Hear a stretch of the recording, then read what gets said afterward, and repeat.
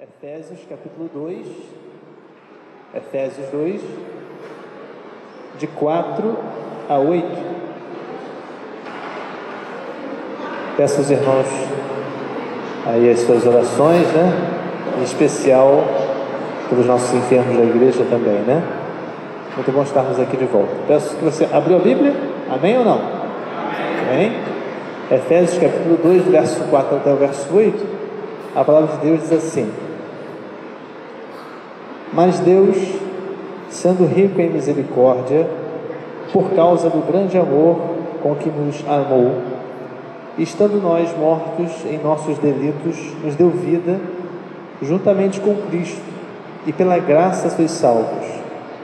E juntamente com Ele nos ressuscitou e nos fez assentar nos lugares celestiais em Cristo Jesus, para mostrar nos séculos vindouros a suprema riqueza da sua graça em bondade para conosco em Cristo Jesus. Porque pela graça sois salvos, mediante a fé. Isso não vem de vós, é dom de Deus. Que bênção. Meus amados, quero pensar com os irmãos hoje rapidamente sobre o poder da graça de Deus. A gente lida com a graça todos os dias, só que algumas coisas às vezes a gente vai esquecendo com o passar dos anos de ser crente em Jesus. Parece que a gente vai esquecendo que estamos no período da graça. A graça do Senhor está derramada por toda a terra, pela graça, e isso não foi executado de maneira gratuita, teve um preço. Quem pagou esse preço foi Jesus, na cruz. E isso é muito sério, porque hoje nós somos salvos pela graça, porque alguém se sacrificou. Só que, com o passar dos anos, a gente vai esquecendo que essa graça redentora precisa ter um comportamento, ter um agente nos dias de hoje. Jesus Cristo morreu lá no passado e a gente às vezes não consegue entender por que as pessoas, mesmo crendo em Jesus Cristo, têm dificuldade de entender a graça de Deus. E quanto mais o tempo passa, quanto mais a gente vai vendo o tempo passar, a gente vai observando que os crentes de Jesus dessa geração têm dificuldade em exercer a graça de Deus. O exercício da graça de Deus é uma mão dupla. Nós recebemos de Deus, e a palavra de Deus fala aqui que é um dom de Deus, mas nós somos representantes aqui na terra da graça de Deus. Não é o cachorro, não é o gato, não é o urubu, é você, nós somos representantes. E viver a graça de Deus é difícil. É bom? Mas é difícil. Está ficando cada dia mais difícil, porque os tempos que nós estamos vivendo são tempos de dores. E eu quero pensar com os irmãos algumas coisas aqui rapidamente acerca desse comportamento que a gente tem que ter sobre a graça. Eu peço que você mantenha a sua Bíblia aberta, que a gente vai dar aí uma passeada rapidamente sobre esse tema da graça. Peço que você abra a sua Bíblia, por favor, em Romanos, no capítulo 5, no verso 15, que lá vai falar o primeiro aspecto sobre a graça. Romanos capítulo 5, no verso 15, que o apóstolo Paulo escreve aos romanos, lembrando a eles que eles tinham muitas responsabilidades. Romanos 5, do verso 15, e uma dessas responsabilidades é ser o agente da graça de Deus na terra. Os romanos tinham muitas ocupações, igual a você, igual a mim, mas Paulo lembra a eles, verso 15 do capítulo 5 de Romanos: Todavia, não é assim o dom gratuito como ofensa, porque se pela ofensa de um só morreram muitos, muito mais a graça de Deus e o dom pela graça de um só homem, Jesus Cristo, foram abundantes sobre muitos. Verso 16: O dom, entretanto, não é como no caso que somente um pecou, porque o julgamento derivou de uma só ofensa, para a condenação, mas a graça transcorre de muitas ofensas para a justificação. Bom, eu quero falar sobre isso porque, se nós não lembrarmos que nós somos os agentes da graça do Senhor aqui na terra, essa fase que está aí no texto de Romanos capítulo 5, que precisamos ultrapassar, ela vai ficar muito limitada a nós. Que fase é essa? Aqui na minha versão está assim, dizendo assim, a graça do Senhor, ela foi por causa do sacrifício de Jesus, e foi por causa de um homem, e aí tem uma palavrinha aí chamada justificação. A justificação é quando alguém em Cristo Jesus aceita o seu nome, e então é justificado pela fé. Pela fé. E aí eu vou dar então um exemplo bem prático. Quando o seu vizinho está colocando um funk, conhece funk? Um pagode, às 2 da manhã, você precisando trabalhar no outro dia, e você é crente em Jesus, e dá aquela vontade de falar educadamente com o vizinho, de um jeito bem especial, para ele poder abaixar o som, porque a sua criança está precisando dormir. Se você fala de maneira da lei, você não consegue, você na verdade acaba atrapalhando a graça e a justificação daquele indivíduo que é pecador. Vamos lá para outro texto bíblico? Mantenha aí, por favor, aberto. Em 2 Timóteo, no capítulo 2, no verso 1, lá também fala que nós precisamos nos fortificar na graça. Que isso, pastor? Eu preciso me fortificar na graça. 2 Timóteo, sabe onde fica? 2 Timóteo, capítulo 2, no verso 1, é uma expressão que o apóstolo Paulo fala a Timóteo, dizendo assim, olha lá o que está escrito: tu, pois, filho meu, fortifica-te na graça que está em Cristo Jesus. É um conselho que ele dá a Timóteo, porque era discípulo, né? Uma pessoa amada de Paulo. Ele dá um conselho, olha, fortifica-te na graça. Bom, se existe a possibilidade de fortificar, existe a possibilidade de enfraquecer. E aí que pega, porque nós crentes em Jesus, com o passar do tempo, se não tivermos atenção, podemos ficar fraquinhos no exercício da graça.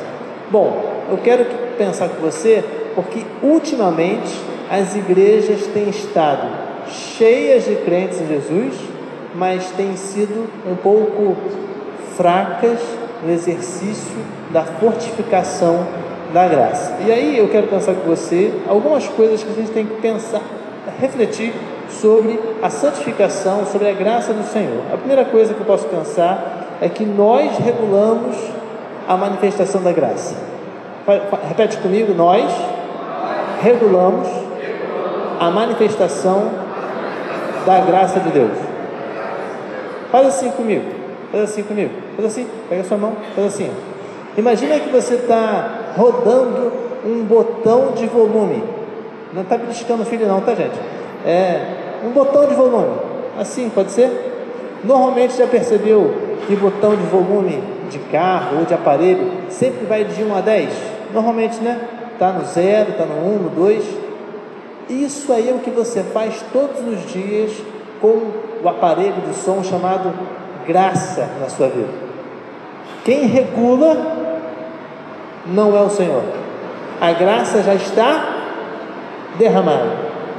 Você regula o quanto de graça você quer ouvir, o quanto de graça você quer viver. Nós estamos no período da graça, mas se você escolher não viver no período da graça, não viver no período da lei, você vai viver. E aí que mora o perigo.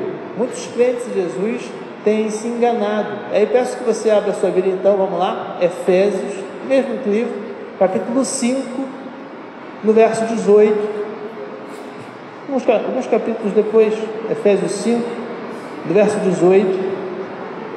Ele está falando aí algumas coisas sobre comportamento, sobre vida, e ele fala uma expressãozinha aí, uma expressão interessante, que ele fala assim: e não vos com vinho, no qual há solução, mas enchei-vos do Espírito. O que ele está querendo dizer? Olha só, você que é crente em Jesus, você precisa aumentar dia após dia, regular dia após dia, o quanto você vive a graça do Senhor. Bom, aí eu vou te dar outro exemplo bem típico. Quando você está na rua e alguém bêbado, drogado, cheirado, alguém que está fora do caminho do Senhor, que percebe-se que está fora, e esse cara te pede R$1, R$2, R$3, tem duas opções: ou você não ajuda, ou ajuda. Se ele não te assaltou e te pediu ajuda, e você não ajuda, você não está exercendo a graça. Ah, pastor, mas vou dar dinheiro para o cara beber? Vou dar dinheiro para o cara se drogar? Eu sei que isso acontece, mas não são todos os casos. Você não pode fazer uma exceção, uma regra. Quantas e quantas vezes, irmãos, os diáconos aqui da igreja estão aqui embaixo, às vezes está no meio do culto, e chega alguém aqui, sem condições, pedindo um prato de comida, pedindo uma quentinha para comer. A gente não dá dinheiro não, mas dá ajuda em alguma coisa. Exercício da graça. Outra coisa que eu posso pensar com os irmãos com relação à graça é que sem sacrifício não há graça. Repete comigo: sem sacrifício não há graça. Nós somos batistas, amém ou não amém? Essa semana, terça-feira, teve toque de recolher aqui na região. Teve ou não teve? A mãe do rapaz que morreu veio aqui na igreja. Eu estava aqui na terça-feira de manhã. Quem bate a porta? Uma senhora veio falar comigo assim: pastor, se o meu pastor não autorizar velar o corpo do meu filho, traficante de droga, eu poderia velar aqui na igreja? Bom, como nós somos batistas, vou fazer a pergunta: pode ou não pode? Os irmãos são favoráveis a caso aconteça no futuro. Sabe por quê, irmãos? Porque traficante não vai deixar de existir, polícia também não vai deixar de entrar para matar. Qual a sua opinião? O que você acha? Sim ou não? Sim? Sim. Comigo aqui, com todo respeito dos irmãos, comigo aqui, sim. Sabe por quê? Porque se nós não tivermos condições de receber um traficante morto, nós não teremos condições de recebê-lo vivo, e ele não vai ser transformado. Aquele corpo que foi velado lá na Assembleia de Deus, lá dentro, o pastor aceitou velar lá dentro. Ele foi velado, é um corpo de uma pessoa que viveu no crime, totalmente fora da vontade do Senhor, mas a igreja é feita para acolher aqueles que estão fora. O problema é que nós colocamos o sacrifício da graça só em Cristo, mas para que a graça seja exercida é necessário ter um sacrifício. E sacrifício é bom ou é ruim? É ruim. Receber um traficante, o corpo de um traficante cheio de tiro, não é bom, não é coisa boa. Mas o nosso Cristo, como é que foi enterrado? Como é que foi a morte do nosso Cristo? Foi bonitinha? Não. O dono da igreja, que é Jesus, foi despido, foi cuspido, foi crucificado, foi xingado, mas no terceiro dia ele ressuscitou. Por que nós temos a graça? A graça porque houve um sacrifício. Sem sacrifício não há possibilidade. Peço que você, então, por favor, abra sua Bíblia lá em Lucas, capítulo 19. Aí só uma referência. Lucas, capítulo 19, vai contar a história de um rapaz chamado Zaqueu. Um senhor que era meio baixinho. E aí ele tenta ver Jesus, sobe numa árvore, e ao subir da árvore, Jesus vê Zaqueu e fala assim: desce daí, sai daí, eu vou na sua casa. E aí Zaqueu conta a história, Lucas capítulo 19 conta essa história, que Zaqueu era um cobrador de impostos. Ele roubava, ele cobrava mais, ele tirava o de Roma e o dele. Era sempre assim: um para mim, 2 para Roma, no dia seguinte 3 para mim, 1 para Roma, e assim ia. E aí Jesus corrige ele. Capítulo 19 de Lucas fala lá que Jesus corrigiu a ele: ó, você está errado, você está vivendo uma vida errada. E aí no verso 8 de Lucas 19, eu não vou ler não, conta lá que Zaqueu se arrepende, fala assim: ó, se eu tenho feito algo errado, eu vou repor. Quantas vezes mais? 4 vezes mais. Irmão, isso aí é mais do que a multa do imposto de renda. A multa do imposto de renda é 35%, 40%. O que ele fala aqui é: se ele roubou R$1 de alguém, ele ia repor R$4, ou seja, 400% a mais. Isso é muito. E aí, logo após, Jesus Cristo fala: ó, nesta casa há, está escrito aí, salvação. Por quê? Porque Zaqueu entendeu o evangelho da graça. Sem sacrifício não há manifestação do evangelho da graça, nem no século I, nem no século X e nem no século XXI. E aí eu gostaria de te perguntar: você está disposto a viver a graça do Senhor? Pergunta a pessoa que está ao seu lado, por favor. Você gostaria de viver a graça do Senhor? Sem sacrifício, sem graça, não há possibilidade. Você já recebeu a graça do Senhor. E aí que mora a questão sobre o testemunho. Com os nossos vizinhos, com os nossos filhos, com os nossos parentes. Como é complicado se sacrificar por causa de alguém que não é crente em Jesus. É muito complicado. O cara às vezes zomba da sua fé, te provoca, leva você até o limite, tira a sua paciência. Não faz isso? Faz. E como faz? Dá vergonha. Meus amados, é vida de sacrifício para que a graça seja manifestada. Última coisa que eu posso pensar com os irmãos, aí peço que você abra a sua Bíblia lá em Filipenses capítulo 4. Filipenses é logo pertinho. Filipenses 4. Tem uma outra coisa com relação à graça. A primeira coisa que eu falei foi que nós regulamos o poder da manifestação da graça de Deus.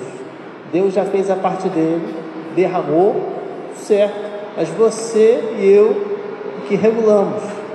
Segunda coisa, sem sacrifício, sem graça, não há possibilidade. A graça que nós vivemos hoje só existe por causa do sacrifício de Cristo. Lá na sua casa só vai existir graça real se você, crente em Jesus, se sacrificar. E às vezes cedendo alguma coisa, e às vezes tendo paciência, mais paciência, paciência de novo, e assim vai. E a última coisa que eu posso pensar com os irmãos está lá em Filipenses capítulo 6, é quando nós reconhecemos as nossas ofensas. Desculpa, 4. Filipenses, é isso mesmo, Filipenses capítulo 4, verso 6, vamos lá. Na minha Bíblia vai até o 4, verso 23. Na sua Bíblia tem 23? É? Na minha tem. Filipenses 4, verso 6. Podemos ler todos juntos? Vamos lá? Não andeis ansiosos por coisa alguma, em tudo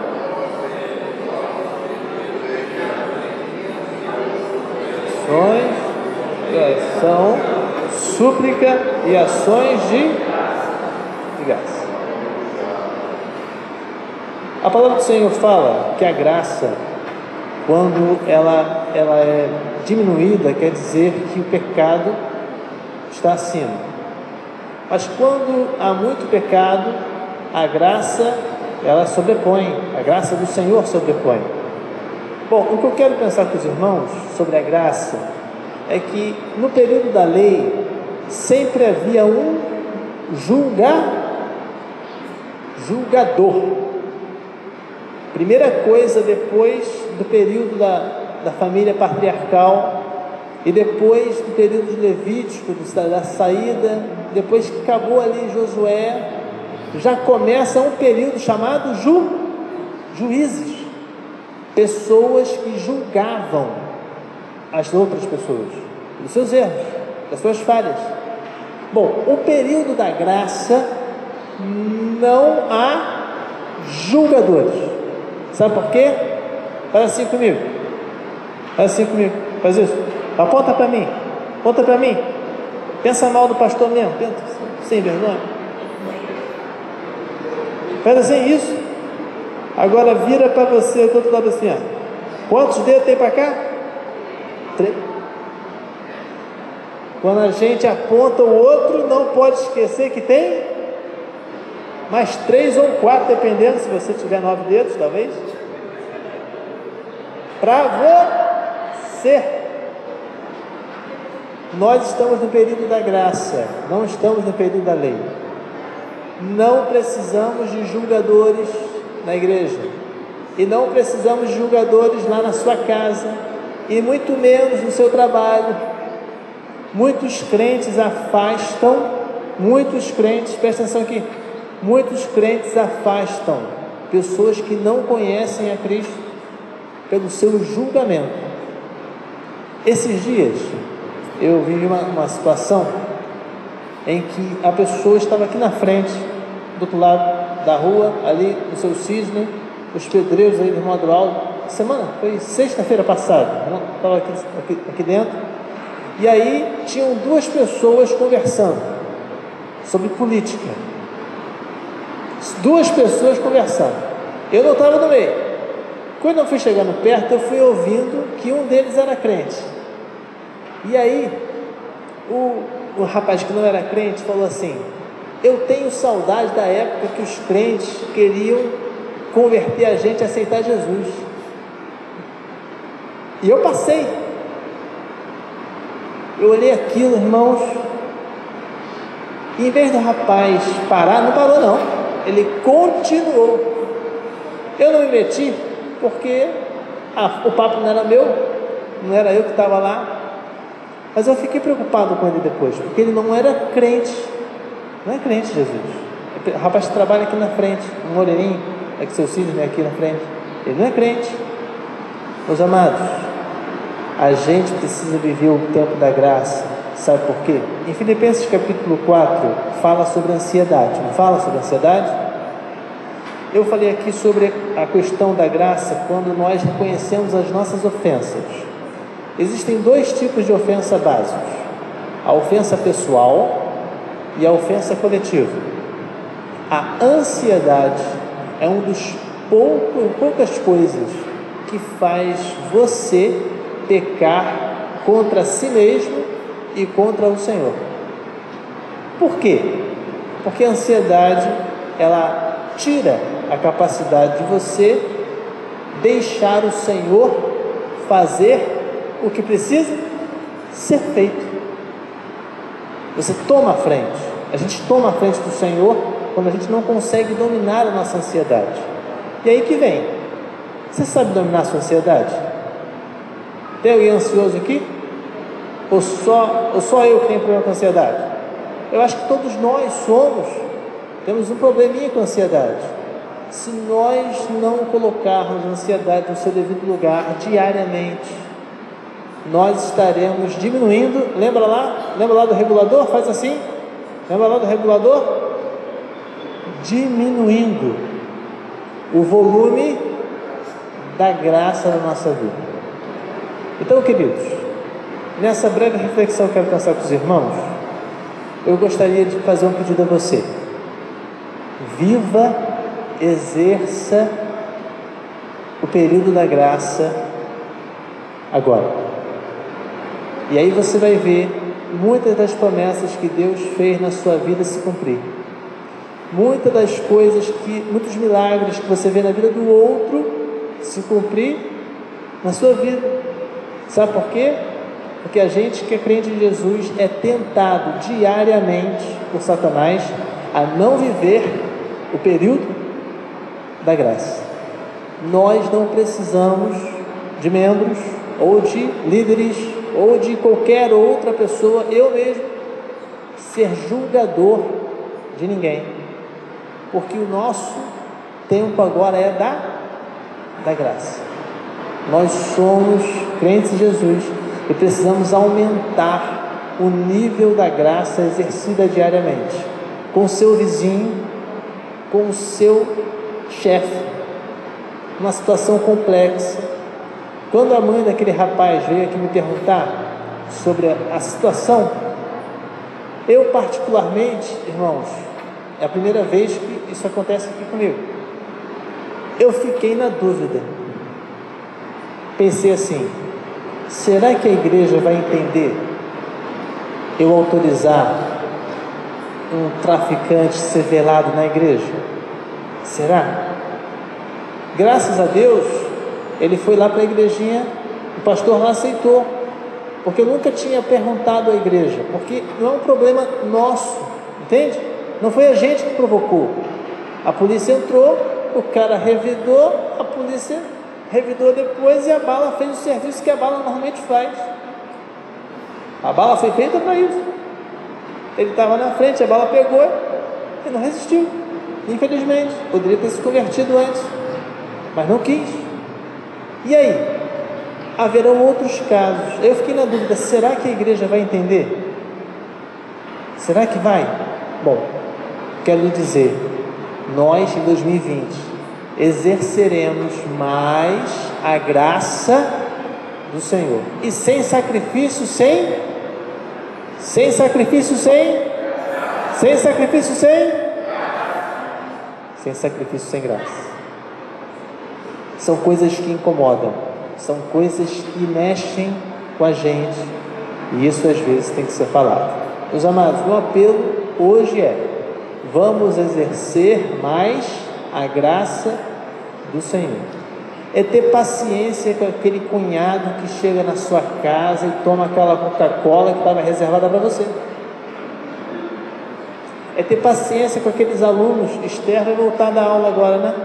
Esther, quem é professor aqui? Levanta a mão.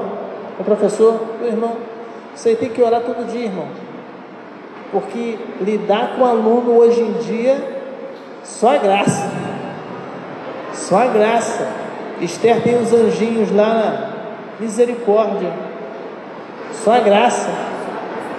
Tem que orar para lidar com as situações do mundo, tem que orar só com a graça do Senhor, e sem sacrifício não há o exercimento da graça plenamente.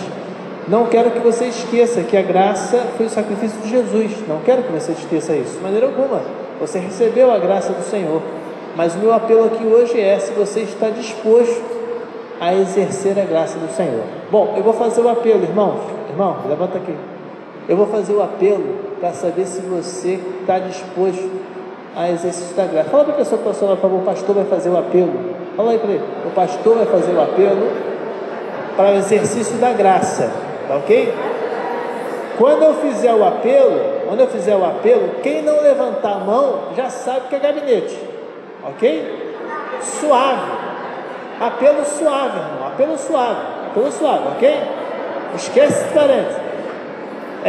Vou fazer o apelo, tá? Quantos dos irmãos estão dispostos a viver a graça do Senhor com sacrifício? Amém. Não tem nenhum caso de gabinete. Então, meus irmãos, vamos sacrificar, porque se nós nos sacrificarmos no Senhor, nós veremos Cabo Frio se render.